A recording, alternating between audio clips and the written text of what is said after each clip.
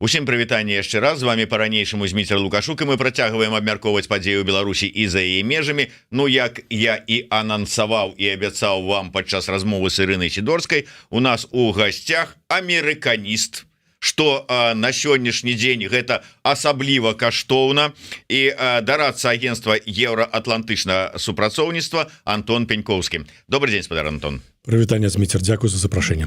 Дзякую, што знайшлі час. Я так разумею, вот у гэтыя акурат такі дні адразу пасля інаўгурацыі Трампа, першых законаў, якія ён ужо там, ці як это, дэкрэтаў, там чым законаў, якія падпісаў, тое, што сказаў, так абмяркоўваецца, так патрэбны каментар чалавека, які можа хоць што-небудзь патлумачыць, то безумоўна каштоўна тое, што дайшлі до нас. Але Антон, дарэчы, хацеў бы сказаць, што Антон займаецца вывучэннем ЗША, іх палітычнага такого уладкавання і ўсяго, што там адбываецца ўжо цягам 15 гадоў, так? Амаль што так. Ну, ужо чалавек, можна сказаць, такого, не тое, што сабаку здаравенную, но такога невялічкага, такого шпіца з'еў ужо, як мінімум.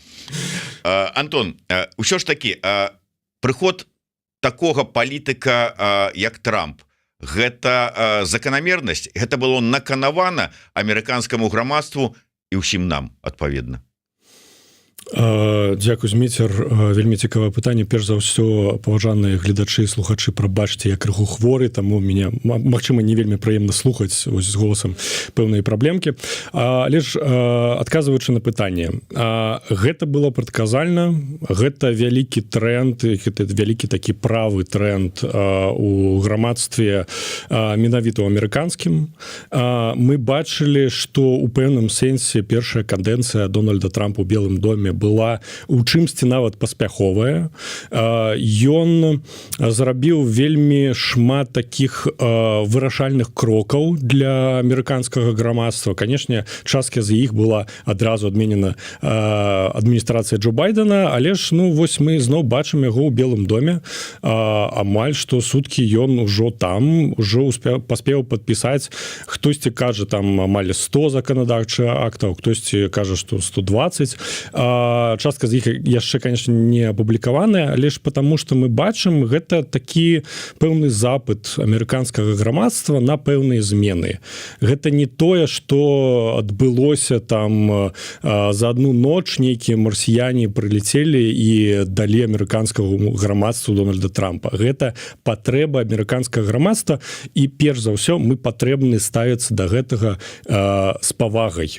Вось, вельмі шмат зараз спікераў неяк спрабуюць крытыкаваць Дональда Трампа і ўвогуле амерыканскі палітычны эстэблішмент за тое, што яго выдвинулі, ён стаў прэзідэнтам, але ж, ну, ўсё ж такі шматлікім арганізацыям, якія залежаць ад амерыканскага таксама і дзяржаўнага фінансавання, крытыкаваць дзеючага прэзідэнта, гэта не вельмі такая зручная стратэгія, і перш за ўсё з пункту гледжання павагі да амерыканскага грамадства. Яны яго выбралі па ўсіх накірунках, па публічнаму галасаванню, па агульнай колькасці галасоў, вось гэтыя swing state, якія вось шатаюцца паміж дэмакратамі і рэспубліканцамі ў гэты раз. Усі абралі Дональда Трампа, таму гэта яго перамога, яна была прадказальная, і мы павінны гэта разумець і неяк рабіць з гэтага высновы і змяняць пэўныя тактыкі. Якія высновы вось вы як аналітык робіце з гэтага прыходу да улады такога палітыка? Я не буду даваць там нейкія азначэнні, можа я там не так разумею амерыканскую палітыку, можа мы так у Еўропе успрымаем гэта там у якасці там умоўна правага папуліста, а можа у амерыканскіх традыцыях і разуменнях гэта выглядае і называецца інакш. Вот ўсё ж такі, якія высновы вы робіце? Ну, вельмі цікава. Вы, Зміцер, менавіта памятаеце Рональда Рэйгана, якога таксама можна назваць у чымсьці правым папулістам, але ж вось эпоха Рэйгана, яна таксама значылася вельмі такімі крыху шакуючымі на той момант, але ж вырашальнымі падзеямі у свеце і зменамі ў амерыканскім грамадстве. Перш за ўсё гэта запыт. Вельмі шмат зараз у свеце правых палітыкаў, вельмі шмат правай рыторыкі. Амерыканцы заўсёды ставяцца да палітыкі з пункту гледжання інтарэсаў унутрапалітычных. Гэта перш за ўсё кошты. Амерыканцы вельмі уважліва сачаць за падаткамі, таму што падатковая сістэма у іх працуе крышачку інакш. Вы ведаеце, што вось калі звычайны амерыканец он ідзе ў магазин, ён набывае там пэўныя прадукты і потым на касе ён дадае пэўныя вось выдаткі, пэўныя таксама кошты на выдаткі. І вось гэтая фраза... Да, я калі ўпершыню сутыкнуўся з гэтай сістэмай, для мяне было незразумелым. Такая першая рэакцыя. Мяне што тут обманули? Ну, канешне, і амерыканскі вось кінематограф, які нам адлюстроўвае вось гэтую фразу, там я амерыканец, я плачу тут падаткі. Амерыканцы плацяць падаткі кожны дзень, яны гэта кожны раз бачаць, адчуваюць, і таму яны маюць вось пэўны інтарэс да грамадска-палітычнага руху, таму што таго, што адбываецца ўвогуле ў іх палітыцы, кошты на паліва, кошты на звычайныя прадукты. І за апошнія гады, на жаль, асабліва пасля ковіду, які быў яшчэ, канешне, пры першай кадэнцыі Трампа, падчас ковіду кошты вельмі значна ўзраслі. Канешне, і беспрацоўнасць вельмі ўзрасла ў Злучаных Штатах. І ўвогуле эканамічны стан быў не вельмі добры. Таксама амерыканцаў не вельмі...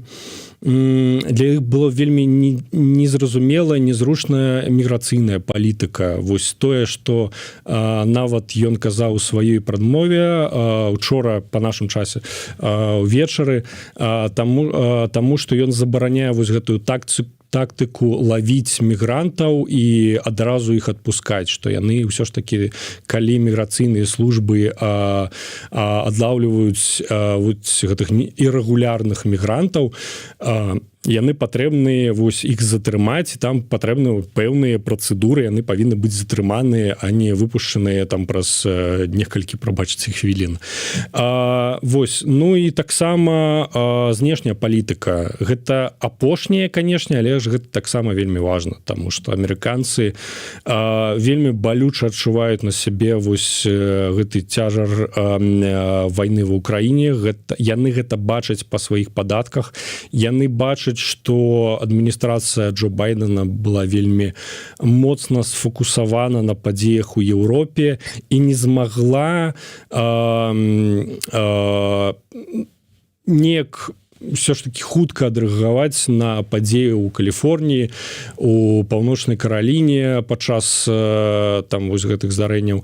І увогуле я б казаў, што гэта адначасовая перамога правых ідэяў, але таксама гэта і параза былой адміністрацыі Джо Байдена. На жаль, яго адміністрацыя была недастаткова эфектыўна альбо не змагла данесці вось нейкія важныя пункты да амерыканскага грамадства, каб звычайны амерыканец ведаў і разумеў, што адбываецца ў свеце і чаму тыя ці іншыя рашэнні прымае Белы дом ці Кангрэс.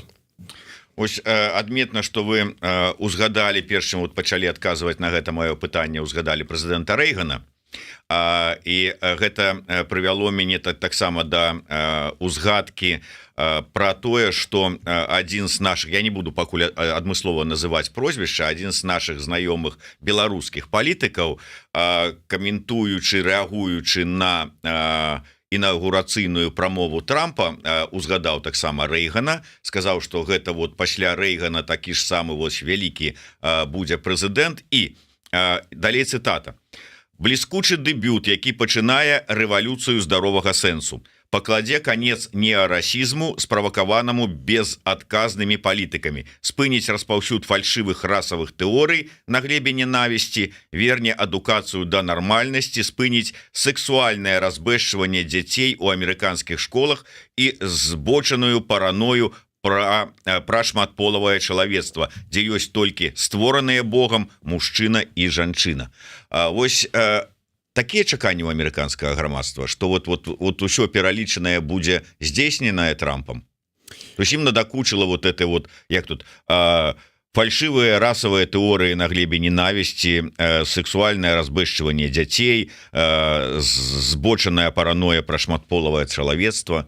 І вот да нармальнасці хоча амерыканскае грамадства вярнуцца. Ну, нармальнасць гэта такое вельмі шырокае пытанне, але ж так мы можам канстатаваць, што значнай часткі, давайте будем вельмі так акуратны у ацэнках, значнай часткі, канешне, вось гэта надакучыла, лепш, прабачце, Зміцер, гэта цытата вядомага беларускага палітыка. Хто гэта быў? Вось я не пазнаў па стылю, у меня есть здагадка, але ж не пазналі па стылю?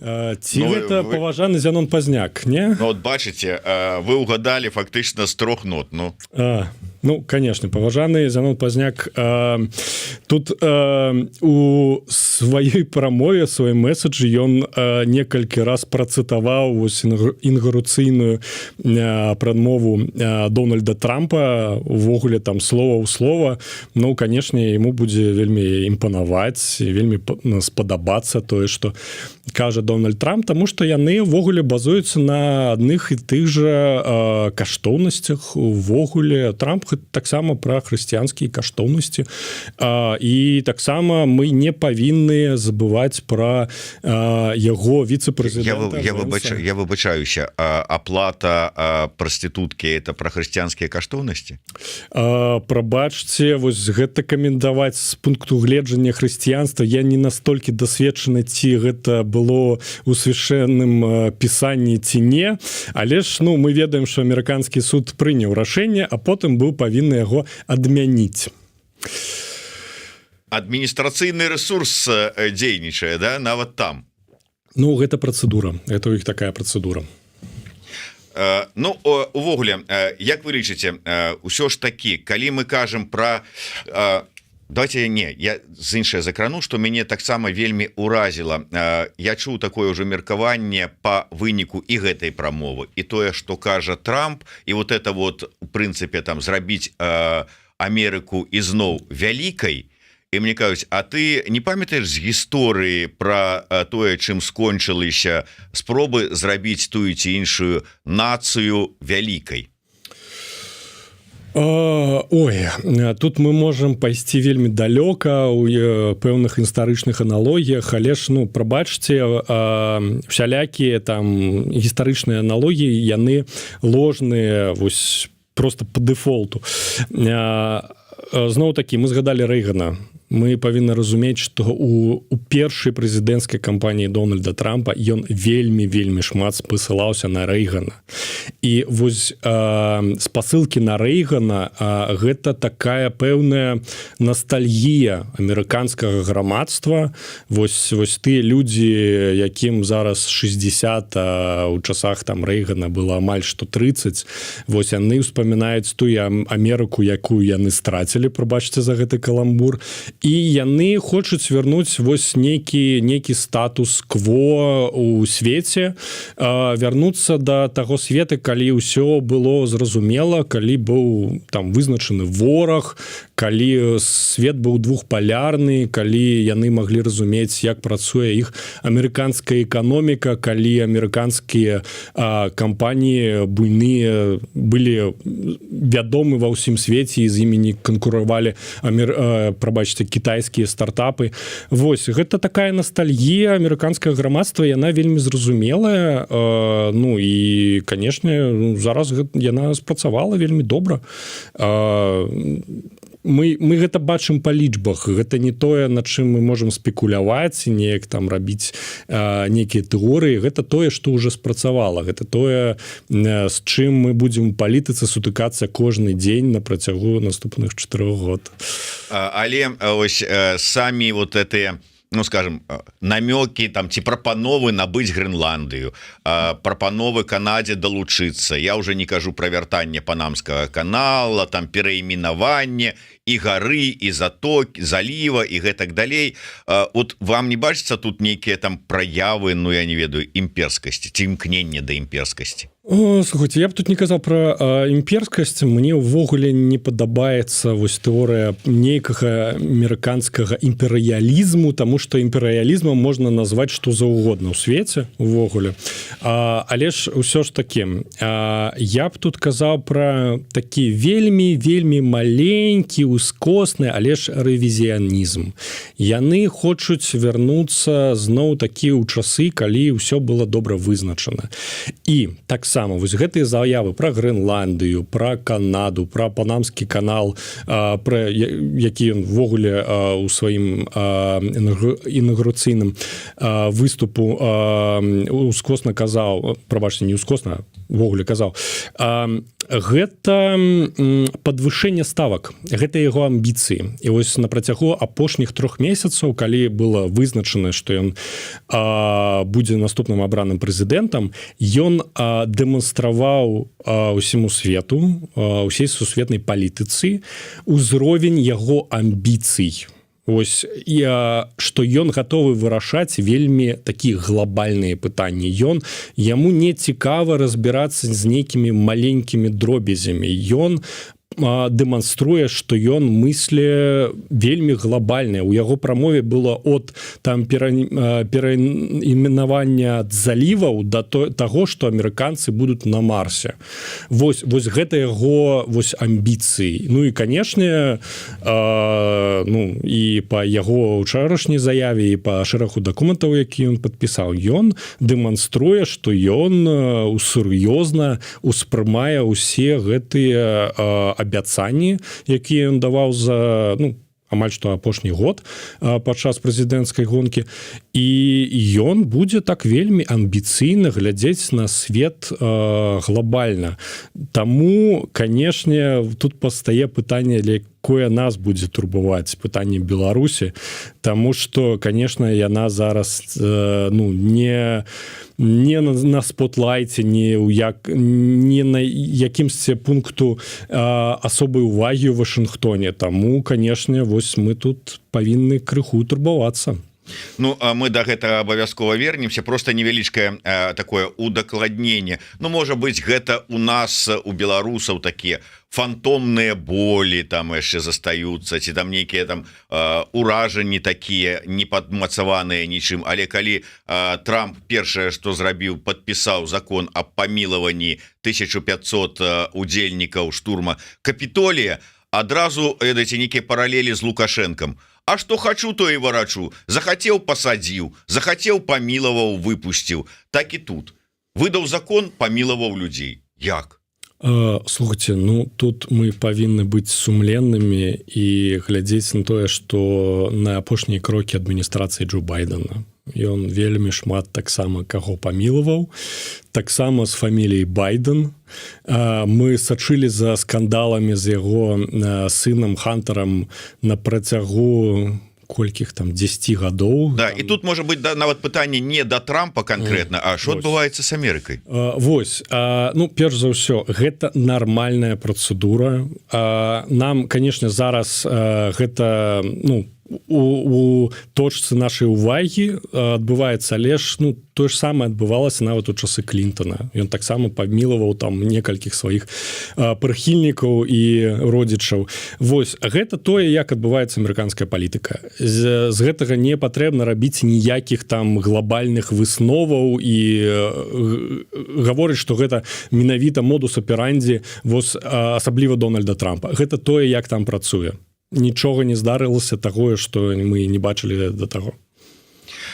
Давайте вернемся до нашага рэгіёна. То есть, калі мысліць там глобальнымі такімі нейкімі задачамі, перайменаваць заліў, это глобальная задача, высадзіць на Марс чалавека. То есть, а вайна ва Ўкраіне? тое что слово Украіна, вайна, Путін там не прагучалі, гэта нешта значыць? Дробненькае нешта такое для Трампа?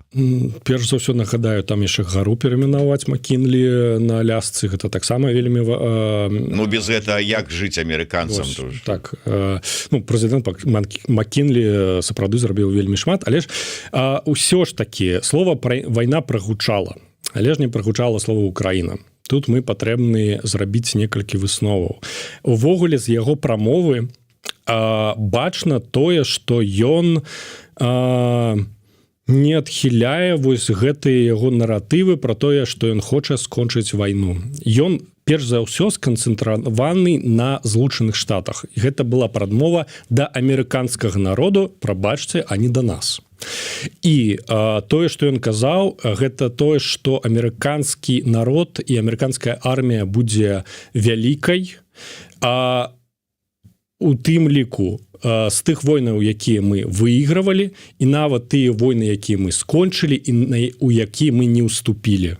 З гэтага мы можам спекуляваць, прабачце, давайте ўсё ж такі быць адказнымі, вось гэтую тэарэтычную спекуляцыю зрабіць, што ён, канешне, будзе спрабаваць закончыць вайну ва ўкраіне. І вось гэта его планы созваніцца з Владимиром Путиным, яны, канешне, ну, не могуць не турбаваць увесь свет. Але ж нагадаю, што пункт гледжання Киева, пункт гледжання Владимира Зеленскага добра зразумелы ўжо у Вашынгтоне, у адміністрацыі Трампа. Ён усё разумее і тое, як хоча скончыць гэту вайну Владимир Зеленскі. З Пуціным амерыканскі ўрад не размаўляў увогуле 3 гады, ўжо нават больш. Каб скончыць гэту вайну, Дональд Трамп мусіць быць нейкім трэцейскім суддзёй, каб выслухаць тое, чаго хоча Путін, тое, чаго хоча Владимир Зеленскі і Украіна, і неяк прымаць пэўнае рашэнне. Я нават казаў, што тут мы можам прадугледжваць нейкую тактыку там двайнога ультыматума. Ён можа казаць Пуціну: вось рабі так, прымай тыя рашэнні, альбо табе вельмі не спадабаецца. І, на жаль, ён можа казаць тое самае і Владимиру Зеленскаму, што ты должен павесці на пэўныя саступкі, нават тэрытарыяльныя, нават калі гэта вельмі непрыемна, альбо табе не спадабаецца, і мы можам скончыць падтрымку, альбо вельмі моцна яе сакраціць. Канешне, гэта ўсё, зноў-такі, давайте будзем адказнымі, гэта спекуляцыя, гэта тэорыя, але ж гэта вельмі магчыма. І тут мы можам падысці да ролі Беларусі, таму што Беларусь вельмі моцна там звязаная з вайной ва ўкраіне. Ўсё ж такі рэжым Александра Лукашэнкі моцна падтрымлівае і лагістычна, і там пэўнымі коштамі, і вось там артылерыйскімі снарадамі рэжым Пуціна. І, канешне, тут не абыдзецца без спробаў Лукашэнкі неяк знайсці кантакты адміністрацыі Трампа, неяк выйсці на кантакт. Ну і таксама я мяркую, што Пуцін будзе цягнуць свайго малодшага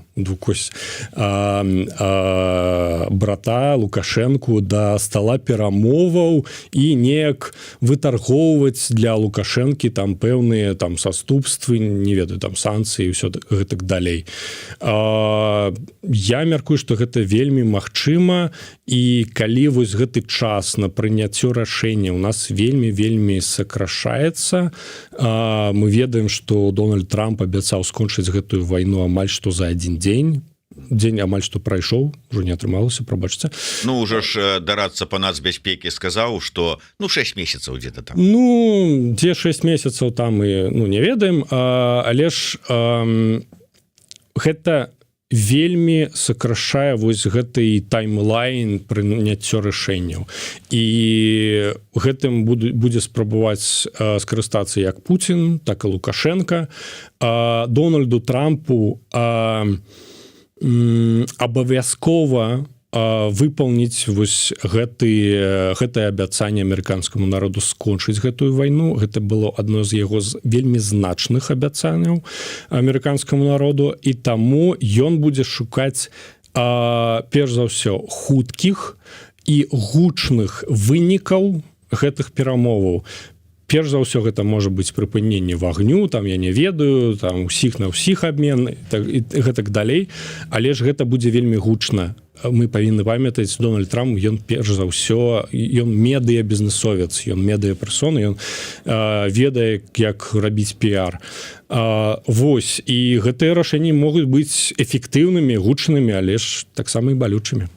Ну так, але ўсё ж таки вернемся да тэмы Беларусі. Ці ёсць магчымасць Беларусі, беларускаму грамадству, дэмсілам, там Лукашэнку нейкім чынам прыцягнуць да сябе увагу, ну калі не асабіста Трампа, а можа і яго самого, але як мінімум адміністрацыі? Конечно. Ну і здесь мы павінны гаварыць не пра магчымасці, яны ёсць заўсёды.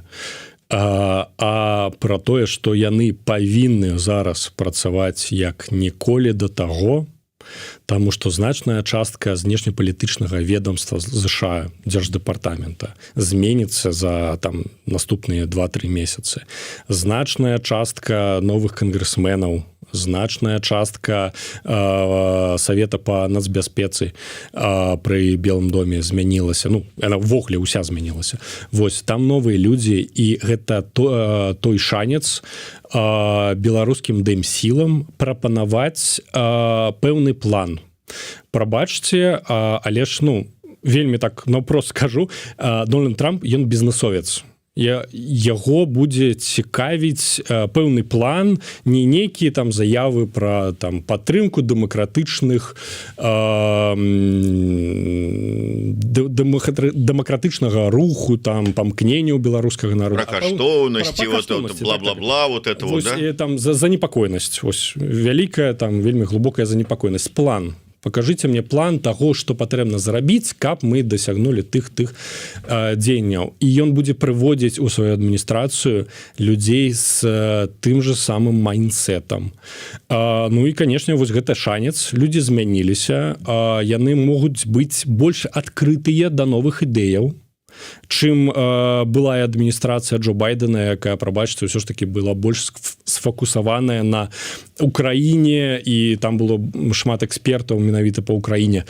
Новыя людзі, гэта магчымасць для нас, гэта не чэлендж, гэта не там нейкае там выпрабаванне, гэта магчымасць для беларускіх дэмакратычнага руху. Ці скарыстаюцца? Вось, ну, паглядзім за наступныя, я мяркую, не 6, я мяркую 3 месяцы. Мы уже можем там казаць пра нейкія вынікі того, што там як спрацуюць беларускія дэмсілы з новай адміністрацыі. Ну, дэмсілы, гэта вот як павінна выглядаць? Нейкая кансалідаваная пазіцыя, нейкая агульная, умоўна кажучы, дэлегацыя, якая едзе ў Вашынгтон і, як гэта кажуць, абівае парогі. Ці гэта вот, умоўна кажучы, офіс ідзе сваім путём, агенцтва трансатлантычнага супрацоўніцтва там ідзе сваім шляхам па сваіх калідорах і даводзіць пазіцыю і бачанне сітуацыі ў Беларусі. Ці як это працуе? Ну, слухайте, па-першае, важліва, каб спрацавала. Як? Гэта ўжо другое пытанне, і калі б мы ведалі вось гэтае магічнае заклінанне, ці там магічную таблетку, і там магічную стратэгію, як гэта бы спрацавала, ей ўжо б скарысталіся, і ўсё было б добра. Таму я мяркую, што ўсе намаганні ўсіх актараў, яны павінны зараз вельмі моцна актывізавацца. Ну і таксама мы не павінны забываць, што адміністрацыя Дональда Трампа, яна была у пэўным сэнсе паслядоўная, яна рабіла шмат крокаў у бок Беларусі ўвогуле. Таму што ну перш за ўсё гэта вот пэўная оттепель падчас там да пачатку или на пачатку 20-го года, калі былі пэўныя дамаўленні з рэжыму Лукашэнкі, вы памятаеце Наўта, там усё гэтак далей, і нават прызначэнне амбасадара ЗША для Беларусі, гэтая пазіцыя, якая потым пераўтварылася ў спецпасланніка для Беларусі, якую займала Джулі Фішер. Канешне, вось яе кадэнцыя скончылася, але ж дэмакратычная адміністрацыя нікога не прызначыла на гэтую пасаду, а прызначэнне адбылося пры мінулай кадэнцыі Дональда Трампа, і тут мы можам чакаць больш рашучых крокаў, як гэта было у прошлыя разы. Канешне, зараз больш шансаў, што дамаўляцца будуць, канешне, з дэмакратычнымі сіламі, таму што Лукашенко ў першы раз Трампа і яго каманду, ну Трампа мы зараз скажам пра ўвесь апарат, крышачку падмануў. Ўсё ж такі там не адбыліся пэўныя змены, на якія разлічвала амерыканская адміністрацыя тады ў 20-м годзе, там пэўная вось гэта паслядоўная лібералізацыя, вось гэта ўсё ў жніўні 20-го года скончылася. Ну і канешне гэта урок, які адміністрацыя яны хацелі, але вот прыйшлі вот этыя вот змагары, пратэстуны, як там яшчэ можна казаць, што там спецаперацыя ФСБ і Крымля, і вось парушылі планы. Слухайте, я упэўнены, што адміністрацыя Дональда Трампа не купіцца вось на гэтыя анекдоты, на гэтыя аргументы, увогуле, які можа прэзентаваць рэжым Лукашэнкі. Вось мы памятаем, як пакойны Владзімир Макей збіраў усіх дыпламатаў акрэдытаваных у Мінскі, такі вось он успакойваў, так пачакайце, гэта ўсё спецаперацыі, не патрэбна нейкіх санкцыяў, пачакайце, мы ўсё там вам пакажам, будзе вельмі інтарэсна, далей, вось колькі год уже прашло, нічога не паказалі, не патлумачылі. Адзінае, што мы ведаем, гэта шматлікія злачынствы рэжыму Лукашэнкі. І ўсё ж такі, зноў падкрэслю, Дональд Трамп бізнесовец, яго каманда будзе мець таксама вось гэты бізнесовы падыход да дыпламатыі. Яны не будуць працаваць, не будуць дамаўляцца з людзьмі, які іх падманулі. Я мяркую, што гэта можна казаць пра рэжым Лукашэнкі. Ну і па-другое, патрэбны план, і гэта акно магчымасцяў для беларускіх дэмакратычных сілаў.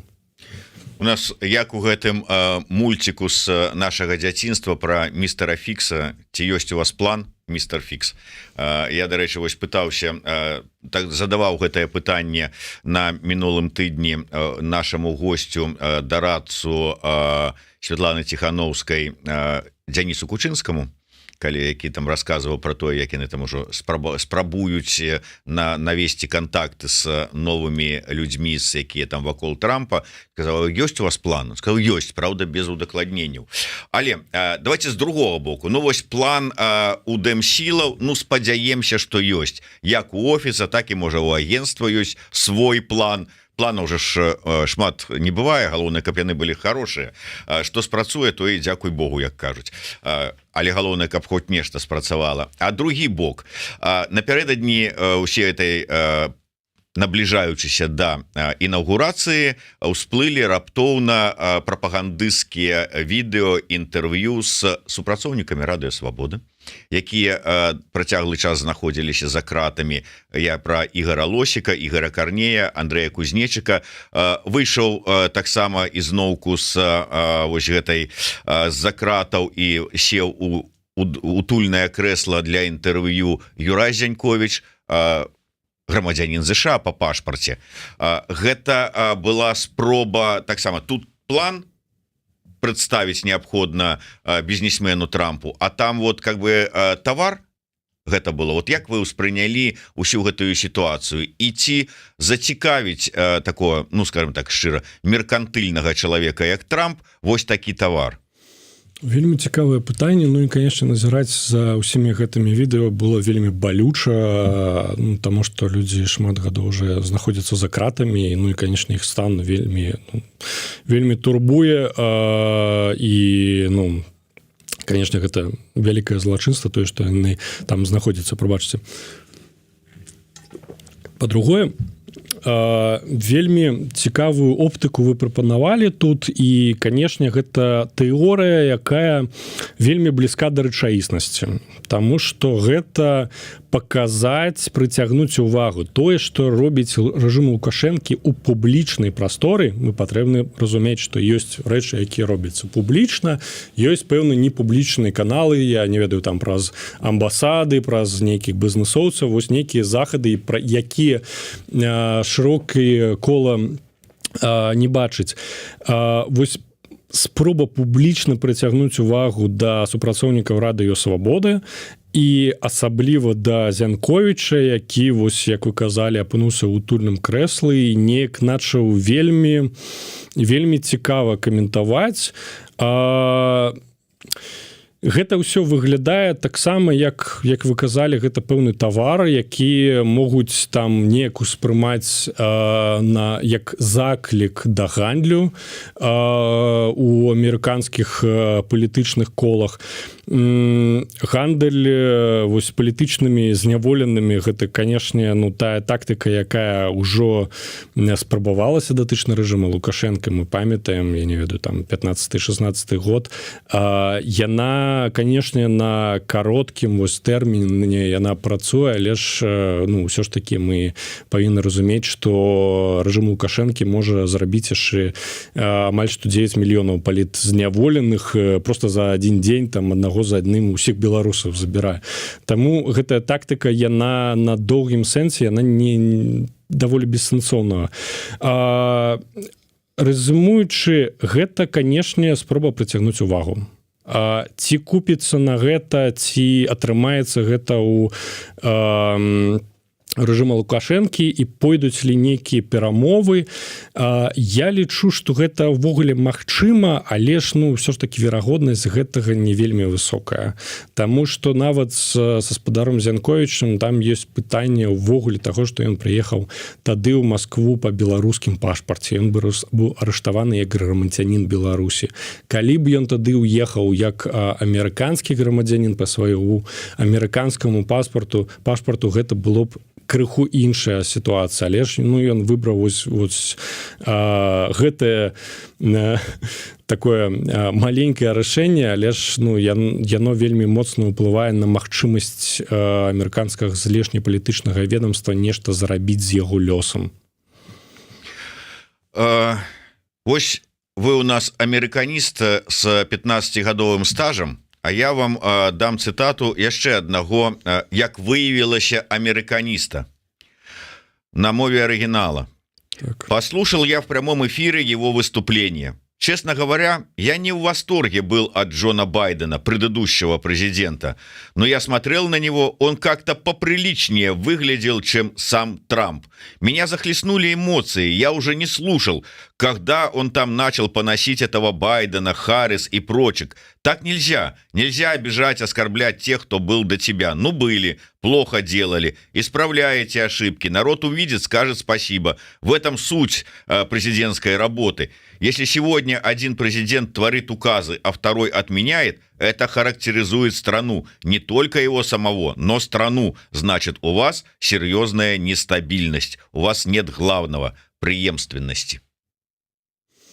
Як вам? У мяне нават нема спробаў сказаць, а хто ж гэта можа быць? Это, як выявілася, вот гэта чалавека вельмі шмат талентаў, ён яшчэ і амерыканіст. Это Александр Григорьевич Лукашенко. Вы што, прабачце, я яшчэ не бачу яго выступ. Гэта калі можна, гэта яго каментар на учорашні выступ. Да, гэта вот каментар з нагодай інаўгурацыі. Я яшчэ не меў магчымасці азнаёміцца з гэтай шыкоўнай ацэнкай Злучаных Штатаў. Ну, што казаць, ён яшчэ і эксперт ва ўсіх галінах.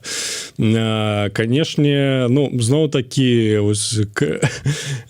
у яго сітуацыі крытыкаваць Дональда Трампа за некую непаслядоўнасць ці даваць пэўныя ацэнкі там маральнага стану. Ну гэта вельмі смелы шаг з боку Лукашэнкі.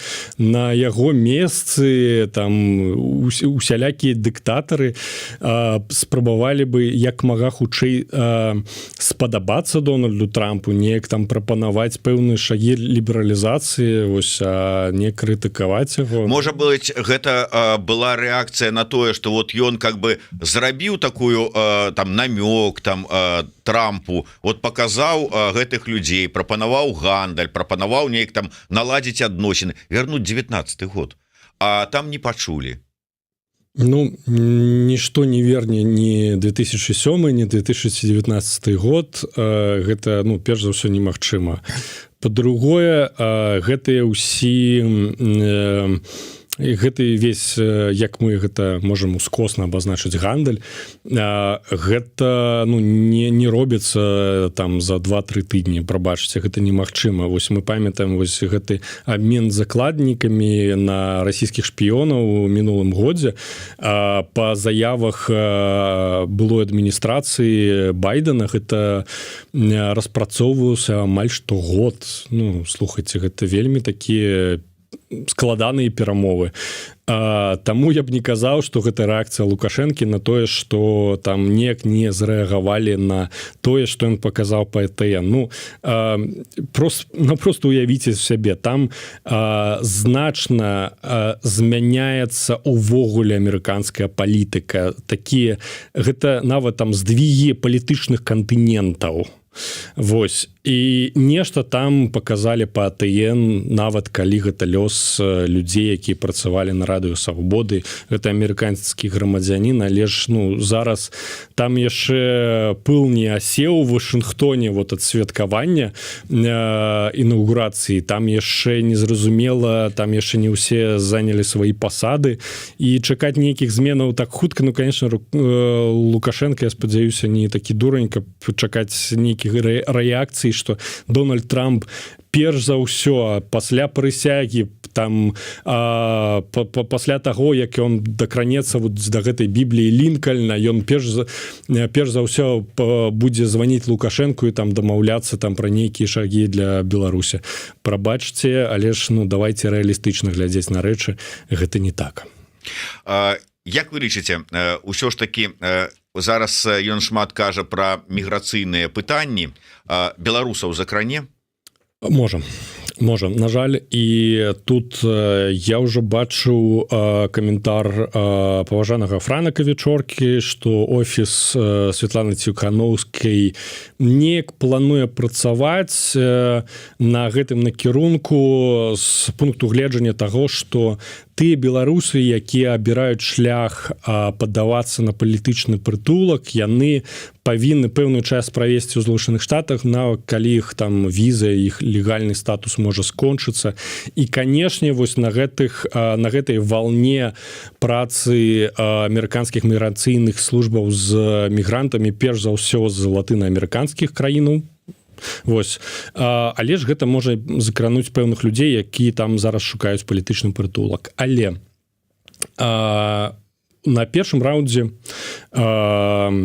стратэгічнага дыялогу Злучаных Штатаў з Беларусю, з дэмакратычнымі сіламі Беларусі, больш за год таму, 14 месяцаў таму ўжо пра гэта казалі, і былі перамовы з CBP амерыканскай, з Customs and Border Patrol. Гэта вось тая служба, якая таксама ажыццяўляе вось гэтай міграцыйныя функцыі, каб дадаць для беларусаў вось гэты статус дадатковай пратэкцыі вось для беларускіх грамадзянаў. Гэты статус працуе, наколькі я ведаю, для украінцаў і нават для расіян, але ж не для беларусаў. І я з таго моманту, прабачце, не чуў ніякага прагрэсу па перамовах на надаванне вось нейкага спецыяльнага статусу для беларускіх грамадзян, каб ім было ўвогуле прасцей заставацца ў Злучаных Штатах, калі яны абіраюць шлях палітычнага прытулку там. Ці гэта тычыцца увогуле не вельмі вялікай колькасці беларусаў, таму што калі мы параўноўваем лічбы там украінцаў, якія там апынуліся ў ЗША і нават расіян, конечно, беларусаў будзе значна меней, і амерыканская бюракратыя будзе, конечно, так бачыць, што яны не вельмі зацікаўлены рабіць нейкія там змены ў заканадаўстве, нейкіх рэгуляцыях, калі гэта тычыцца не вельмі вялікай колькасці людзей. Але ж ўсё ж такі гэта пытанне тычыцца лёсаў людзей, гэтым павінна займацца. Я, на жаль, мабыць, прапусціў, ці гэта пытанне ўвогуле разглядалася на другім раўндзе стратэгічнага дыялога. Прабачце, я мог гэта прапусціць, але ж гэта вельмі важнае пытанне, і гэта тое, што вось зараз можа закрануць беларусаў, а абмяркоўвалася яшчэ больш за год таму. Ну і на завяршэнне коротко, як вы лічыце, узгаданы стратэгічны дыялог, ёсць у яго будучыня пры новай адміністрацыі, і што чакаць вось падтрымку, скажем там, якую выдаткоўвала на дэмакратычную супольнасць беларускую тая ж самая ЗША? Конечно, я мяркую, што ён прадоўжыцца, таму што інстынкты бюракратаў, калі што-то працуе, гэта патрэбна падтрымліваць увогуле як адміністратыўнае рашэнне, таму што ты не павінен рабіць нічога новага, не знаю, изобретение велосипеду, гэта гэты фармат, які ўжо працуе, ён ёсць. Што тычыцца выдаткаў амерыканскіх падаткаплатнікаў і амерыканскай дапамогі, здесь все можа быць крыху складана, на жаль, таму што адна з першых папераў, які падпісаў Дональд Трамп, яго загад прыпыніць на 90 дзён вось гэту знешнюю міжнародную дапамогу увогуле па ўсім свеце да таго момента, пока не пройдзе пэўны аўдыт. Перш за ўсё, не вельмі зразумела, як гэты аўдыт будзе працаваць. Па-другое, не вельмі зразумела, ці ёсць адміністратыўная вось гэта магчымасць, колькасць людзей, якія могуць пераасэнсаваць і пераглядзець усе дакументы па ўсім свеце і зрабіць нейкія прапановы па гэтым зменам за толькі за 90 дзён. 3 месяцы гэта, на жаль, вельмі няшмат. Таму на бліжэйшыя 3 месяцы гэта прыпыненне ўвогуле дапамогі, і гэта будзе таксама тычыцца Беларусі, і гэта можа нават змяніць пэўныя лічбы, і тут мы не ведаем, якіх краін гэта можа тычыцца. Усе гэтыя лічбы, яны публічныя, мы можам бачыць іх онлайн там па гадах. 24 год яшчэ крыху не падлічаны, таму што ён толькі скончыўся, але ж мы можам параўнаць, колькі выдаткоўвалася на Беларусь, колькі там, напрыклад, на Малдову, на Грузію, на Арменію, параўнаць гэтыя кошты. Беларусь, спойлер, на Беларусі выдаткоўвалася значна менш, чым на краіны, якія па памерах і па насельніцтву значна менш за Беларусь. Вось, калі гэтыя лічбы нават яшчэ больш сакрацяцца, гэта будзе амаль што трагедыя. Гэта будзе вельмі, вельмі балюча. Спойлер, так было заўсёды, на жаль. Заўсёды на Беларусь выдаткоўвалася ў некалькі разоў меней, чым нават на тую ж самую Малдову. Не хочам там прынізіць Малдову там ці іншыя краіны, але так было 10 разоў. Да.